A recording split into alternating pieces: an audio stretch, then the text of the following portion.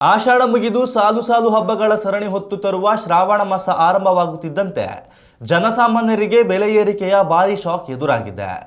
ರಾಜ್ಯಾದ್ಯಂತ ಎದುರಾಗಿರುವ ಮುಂಗಾರು ಮಳೆಯ ತೀವ್ರ ಕೊರತೆಯು ಕೃಷಿ ವಲಯದ ಮೇಲೆ ಗಂಭೀರ ಪರಿಣಾಮ ಬೀರಿದ್ದು ಹಬ್ಬದ ಸಂಭ್ರಮದ ನಡುವೆ ಗ್ರಾಹಕರ ಜೇಬಿಗೆ ಕತ್ತರಿ ಹಾಕಿದೆ. ಪ್ರಕೃತಿಯ ಮುನಿಸಿನಿಂದಾಗಿ ಭತ್ತ ಮತ್ತು ಕಬ್ಬಿನ ಒಟ್ಟಾರೆ ಇಳುವರಿ 50% ಕುಸಿದಿರುವುದೇ ಈ ಹಠಾತ್ ದರ ಏರಿಕೆಗೆ ಪ್ರಮುಖ ಕಾರಣವಾಗಿದೆ. ಪ್ರಸ್ತುತ ಮಾರುಕಟ್ಟೆಯಲ್ಲಿ ನಿತ್ಯ ಬಳಕೆಯ ಆಹಾರ ಧಾನ್ಯಗಳು ಮತ್ತು ತರಕಾರಿಗಳ ಬೆಲೆ ಕಳೆದ 5 ವರ್ಷಗಳಲ್ಲೇ ಅತ್ಯಂತ ಗರಿಷ್ಠ ಮಟ್ಟವನ್ನು ತಲುಪಿದೆ.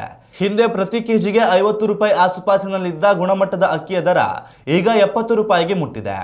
ಪ್ರಮುಖವಾಗಿ ಕರಾವಳಿ ಮತ್ತು ಗ್ರಾಮೀಣ ಭಾಗದ ನೆಚ್ಚಿನ ಕುಚಲಕ್ಕಿ 30 ಕೆಜಿ ಚೀಲದ ಬೆಲೆ ಕೇವಲ 3-4 ತಿಂಗಳಲ್ಲಿ 1,500 ರೂಪಾಯಿನಿಂದ 1,800 ರೂಪಾಯಿಗೆ ಏರಿಕೆಯಾಗಿದೆ. ಮತ್ತೊಂದೆಡೆ ಕಬ್ಬಿನ ಉತ್ಪಾದನೆ ಕುಂಠಿತಗೊಂಡ ಹಿನ್ನೆಲೆಯಲ್ಲಿ ಹಬ್ಬದ ಅಡುಗೆಗೆ ಬೇಕಾದ ಸಿಹಿಯ ದರವು ಕಹಿಯಾಗಿದೆ.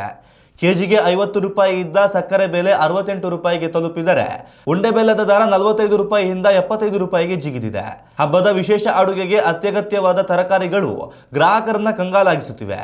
ಸದ್ಯ ಮಾರುಕಟ್ಟೆಯಲ್ಲಿ ಬೀನ್ಸ್, ಈರುಳ್ಳಿ, ಕ್ಯಾರೆಟ್ ಹಾಗೂ ಬದನೆಕಾಯಿ ದರಗಳು ಕೆಜಿಗೆ 60ರಿಂದ 70 ರೂಪಾಯಿ ಆಸುಪಾಸಿನಲ್ಲಿದ್ದರೆ ಬೆಳ್ಳುಳ್ಳಿ ಬೆಲೆ ಪ್ರತಿ ಕೆಜಿಗೆ 250 ರೂಪಾಯಿ ಗಡಿ ದಾಟಿದೆ.